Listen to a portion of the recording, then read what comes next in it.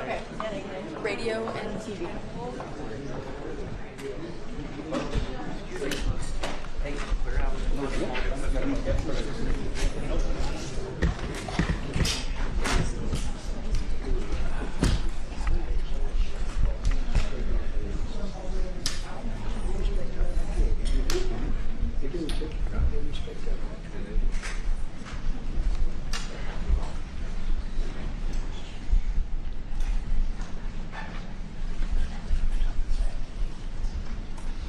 Thank you very much. We have Jonas Gahr Støre here, who is the, as you know, the Prime Minister of Norway. He's a great gentleman, highly respected, beloved in his country. And we've had talks on the war with Ukraine and Russia and trade. We're doing very well, I think, on both. We've had some pretty good movement in every respect. The war is very important that it ends with, I used to say, 2,500 people a week dying, young people, mostly soldiers from Russia and Ukraine. And we want to end that war. We want to end it quickly. And I think we've made a lot of progress. And we'll see what happens. This next few days is going to be very important. Meetings are taking place right now. Additionally, we talked about trade, and we will definitely, we get along very well on trade. We'll do something, but I think the Prime Minister knows that over the years, the United States has been very good to a lot of people, and it's time for us to benefit also. So we're going to have a good relationship on trade, and we discussed other things also. But Mr. Prime Minister, it's an honor to have you at the White House. Thank you very much. Well, thank you, Mr. President. This year is 200 years since the first immigration from Norway to the U.S. We come here early in your term, appreciate that you take time. We have highlighted that very close cooperation. We are allies. We look after security in the north, in the Arctic, a lot of confidence between our services. We have discussed in detail the war in Ukraine. I have saluted the President for his initiative to make progress towards something that can be a ceasefire and an end to this terrible conflict. It is a complex picture, but it needs political will and push, and we have exchanged ideas on that. And then I think the President and his team have been open to hear our perspectives. And on trade, we have also emphasized that we can benefit, both of us, by trading. We can be complementary, and we can find good solutions. But first of all, I appreciate, Mr. President, the spirit and the tone of this conversation, which has been confirmation of a very strong partnership. Thank you very much. Appreciate it. Any questions? Yes. First, Mr. President, have you spoken about the tariffs that you want to impose on Norway? Is there a chance that you can lower? We spoke about trade, and we understand each other very well. I think we'll have no problem. You think that you will get an agreement? I think we'll have no problem whatsoever with Norway. Mr. President, did you discuss a possible visit to Norway? Did you discuss a possible visit for President Trump to Norway? We didn't, but I love it. I mean, I've been there, and it is a beautiful place. They have. But I told the President that, you know, he is receiving us early in the term. He's welcome to visit Norway. We would like to have him, and it will be another way of emphasizing this strong friendship. Mr. President, Norway has been a staunch supporter of Ukraine since the Russian invasion in 2022. Has something been discussed here today that may have altered your views on things? No, we want to, very simply, I have no allegiance to anybody. I have allegiance to saving lives, and I want to save a lot of lives. A lot of young people, mostly young people. It's the war. It's the soldiers, and if we can do that, also, as you know, I got started because the money that's been spent on this war is insane. It should have never happened, and it would have never happened if I were president. But Biden spent $350 billion on this, and it's a shame, and that's what got me involved. And then I looked at, and I see the results. It's horrible. It's a killing field. 5,000 soldiers a week on average. And we want to stop that. We both want to stop that. for a lot of reasons, but I would say that is my number one reason. Do you think that you will get Russia to accept a deal that also Ukraine and Europe is willing to accept? I think so, yeah. I do. I believe they will accept, and I think we're going to get this over with. I hope so, soon. Continue to lack support from NATO allies in your goal of obtaining Greenland. How will you proceed if you don't get that support? Well, Greenland's going to be interesting, but that's for another day. I think we need that for international peace. What are you expecting of your And if you allies? don't have that, I think it's a big threat to our world. So I think Greenland's very important for international peace. Yeah, please go ahead. Mr. President, this morning in a Truth Social post, you used the words, Vladimir, stop. That seemed like a slightly different message, a personal message. What is your level of frustration with President Putin? I didn't like last night. I wasn't happy with it. And we're in the midst of talking peace, and missiles were fired. And I was not happy with it. That's what I meant, and that's, you know, what it is. I assume that's what you mean. Sorry, Yeah. if the bombs keep falling, will you consider additional sanctions toward Russia, or what will you do if President Putin... I'd rather answer that question in a week. I want to see if we can have a deal. No reason to answer it now, but I won't be happy. Let me put it that way. Things will happen. Mr. President, why are you not putting more pressure on Russia? I know a lot of Europeans. Putting a lot of pressure. You don't know what pressure I'm putting on Russia. They're dealing. You have no idea what pressure I'm putting on Russia. We're putting a lot of pressure. Can you maybe tell us that? What kind of We're pressure putting are a you lot putting of on pressure on Russia, and Russia knows that, and some people that are close to it know, or he wouldn't be talking right now. The Prime Minister understands that better than anybody. He wouldn't be talking right now. He's talking, and we're putting a lot of pressure. I think he wants to make a deal. We're going to find out very soon, but it takes two to tango, and you have to have Ukraine want to make a deal too, and they're being hit very hard, and I do believe they want to make a deal. Mr. President, Mr. Prime Minister, if I may. You said that the Ukraine have to give some territory to win peace, among them Crimea. Do you stand by that?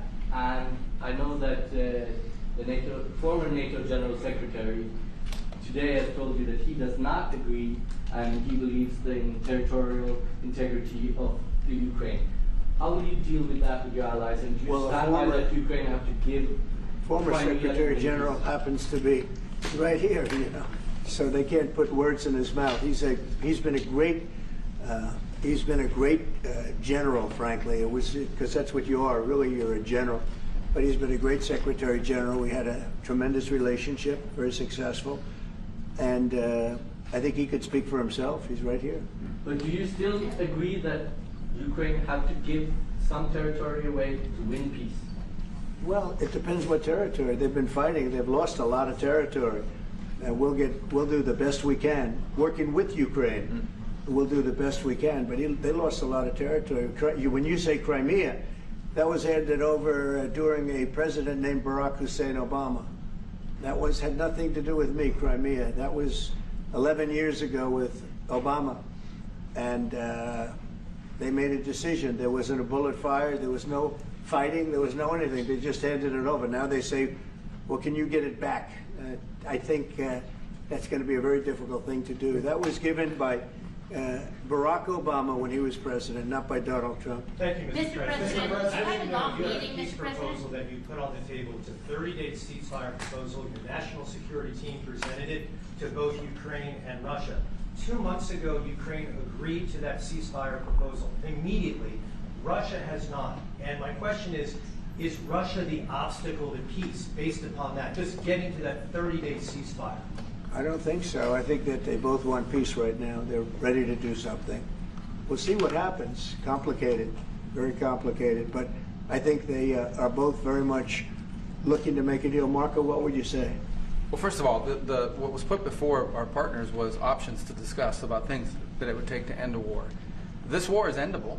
Both sides just have to agree to it. We've shown them a pathway forward. We've discussed those ideas. It was a good meeting yesterday. There'll be good meetings over the weekend. We've shown them the finish line. We need both of them to say yes. But what happened last night with those missile strikes should remind everybody of why this war needs to end. It's horrible those missiles landed. What's even worse is there are today people that were alive yesterday that are not alive today. because this war continues, and the president wants to stop it. And everyone should be thanking the president for being a peacemaker and trying to save lives. That's what we're trying to do here. It's not our war. We didn't start it, as you know. But we're trying to end the dying. We're trying to end the destruction. And we've shown the path forward. We can see the finish line, but both of them have to get there. We're going to do everything we can to help them get there, but they have to ultimately say yes. And we are using a lot of pressure on both. You know, if you think we're just in there because we're nice people, and we are nice people, but we're using a lot of pressure on both. What concessions, Mr. President, and to your national security team, what concessions has Russia offered up thus far to get to the point where you're closer to peace? Stopping the war, stopping taking the whole country. Pretty big concession. Mr. President, if you are going to take down the tariffs, what do you want Norway to buy more of from the U.S.? To buy more? Well, you don't need snow. You don't need skis. You don't need ski champions either, right? You have a lot of them. We just want to keep the relationship the way it is. We've had a great relationship. I think now maybe closer than ever, but we've had a great relationship with Norway. I think just keep it the way it is, kid. You can't do better. Really? Not even by, say, well, if they want to give us some additional concessions, that's okay. You can't do much better. Yes, yes. Mr. President, you've had a long meeting with Norway today. You said that Norway is doing a lot of things right, but on the Ukraine, if I can ask both you and the Prime Minister, did you find common ground today on Ukraine and the peace plan? Totally. It's totally common ground. The Prime Minister can speak about it, but I can just say he wants to see people stop dying more than anything else, and he'd like to see it end. He's going to help us end it. Mr. President, can I say that to move towards an end of this war, U.S. engagement is critical, and President Trump made that possible.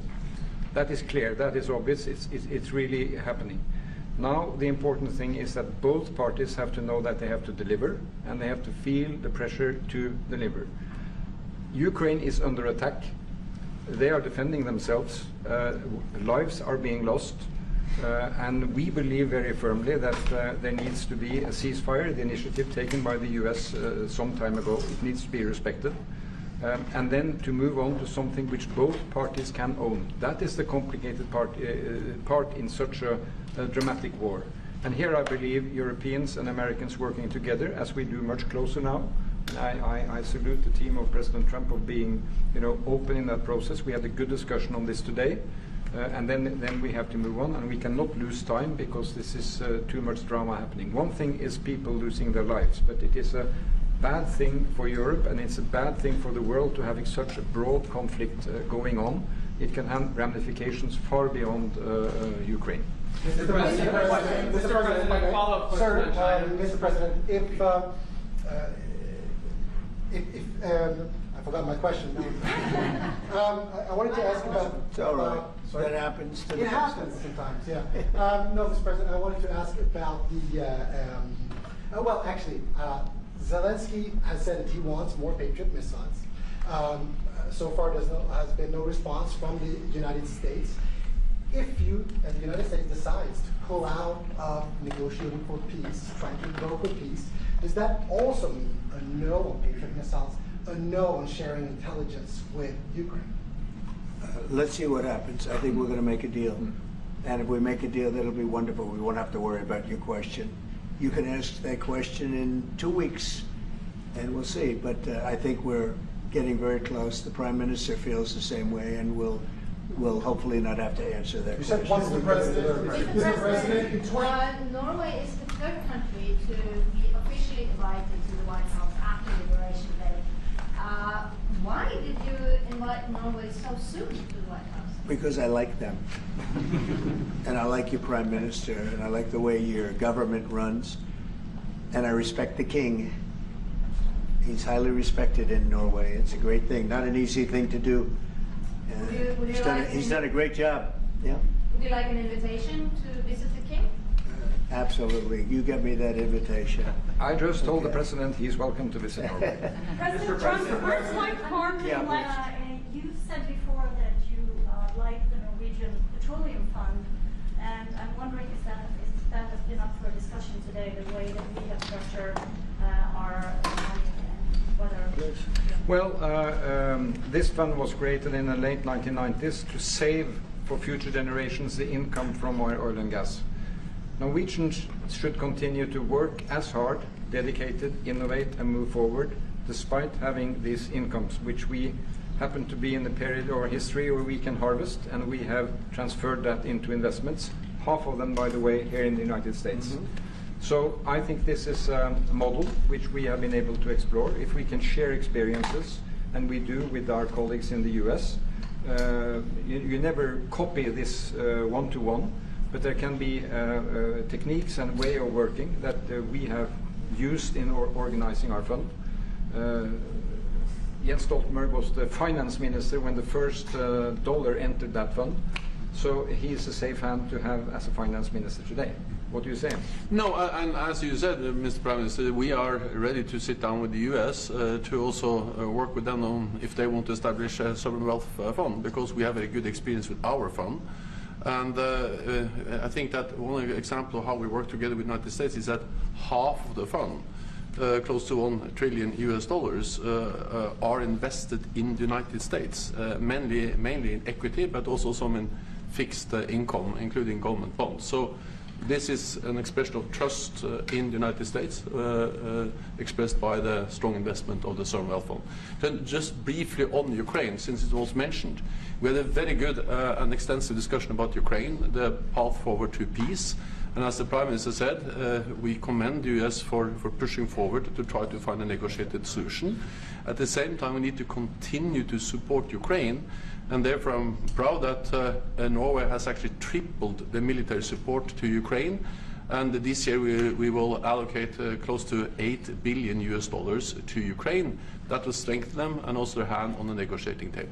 If I may add to that, if there's a peace, and there will be a peace, we have a common responsibility in securing democratic Ukraine for the future. And the best security guarantee they can have is the ability to defend themselves. And we are investing in that. Mr. Prime Minister, if I may... As it relates to tariffs, Mr. President, when you unveiled your reciprocal tariffs on April the 2nd, the tariff rate for Norway was 15%. Based upon your conversations that you've had today with the Prime Minister, do you see that tariff rate coming down from what you proposed just a few weeks ago? Well, they have a great fund of $2 trillion. It's a big fund, and they don't have any debt. So I think they'd probably be willing to pay us more than that, I hope. Mr. President, yes. In 2018, your former Secretary of State Mike Pompeo called for an end to Russian occupation of Crimea. Why has this administration changed its stance on territorial concessions for Crimea? Well, the war started. It would have never started if I were president. This is a war that is horrible. All wars are horrible. This one is in particular bad. And I don't know that you can ever say there's going to be a winner to this, because so many lives have been lost. Not only soldiers, I mean, a lot of lives have been lost. I think that we want to do one very simple thing. It would have never happened if I were president. Zero chance it was going to, and it didn't. People say, how do you know that? Number one, it didn't happen. We never even discussed it. I would talk to Putin about it. It was the apple of his eye. Ukraine was the apple of Putin's eye, but there was never even a thought that he'd go in.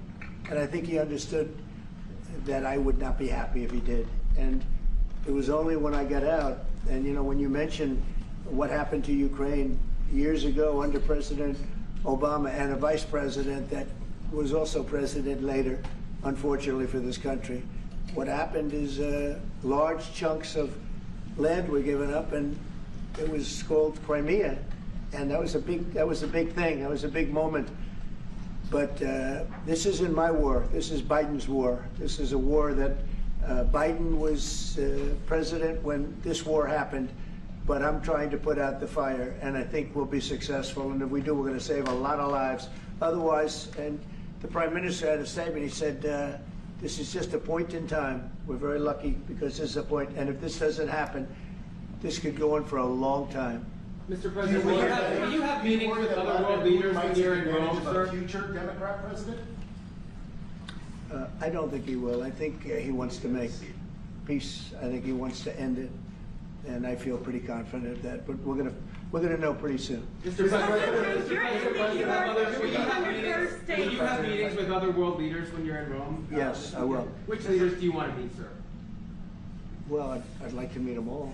That would be nice. I'd like to take care of all of them, but we have many of them there, and they all want to meet. They want to meet about trade. And we are making some great inroads and great deals. You might want to speak about that, Mr. Secretary. We had a very successful bilateral meeting with the Republic of South Korea to reach an agreement on understanding as soon as next week. So South Koreans came early. They came with their A game, and we will see if they follow through on that. President Trump, you're rounding up your first Do you think you deserve the Nobel Peace Prize if you manage to create Do I deserve the Nobel Peace? If you manage to create peace? Well, maybe for the Abraham Accords. I don't want to get ahead of myself in this one, but they say for the Abraham Accords, and by the way, speaking of that, we're going to be filling it up. A lot of countries want to come into the Abraham Accords. You know, we have 4, and Biden did nothing on that one, too. It's the same 4. But they're great countries, and they were brave doing it, and it's worked out very well. And we're going to be filling up the Abraham Accords. They're going to be, I think, filling it up very rapidly. Mr. President, could you say something about that? There's great, enormous opportunity to grow the Abraham Accords. But I would just point to one thing. Of all the leaders in the world today, no leader is working harder to prevent wars or end them than President Trump is right now. I mean, that's why we're talking to Iran. That's why we're engaged with Ukraine and Russia. It's the desire to prevent these wars from breaking out and to end the ones that exist already.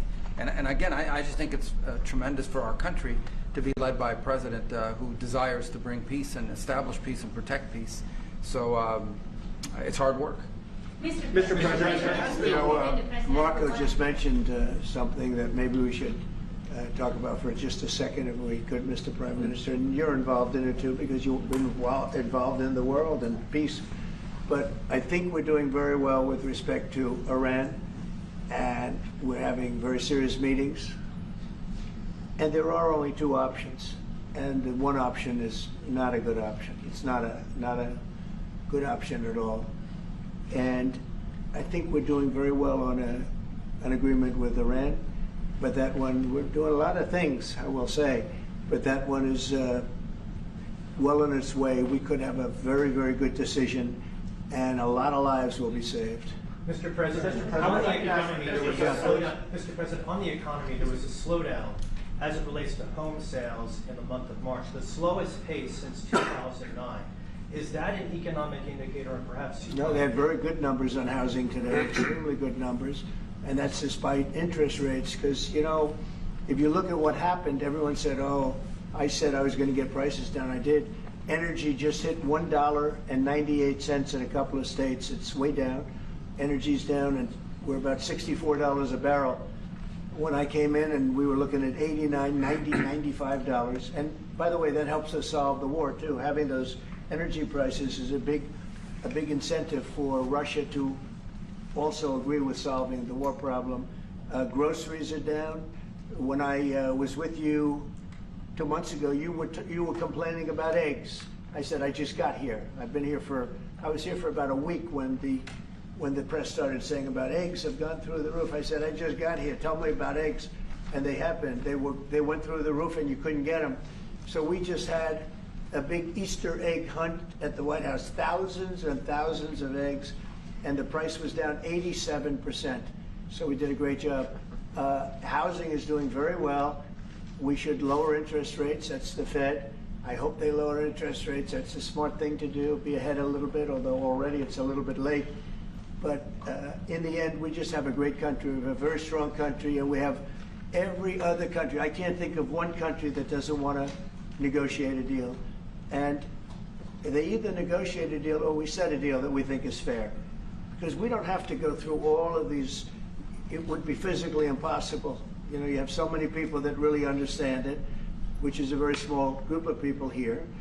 And we are going to, at some point, just set prices for deals. Some will be tariffed. Some treated us very unfairly. They'll be tariffed higher than others. But we've been ripped off for many, many years. The United States has been ripped off like no country probably in the history of the world has been ripped off for 45, 50 years.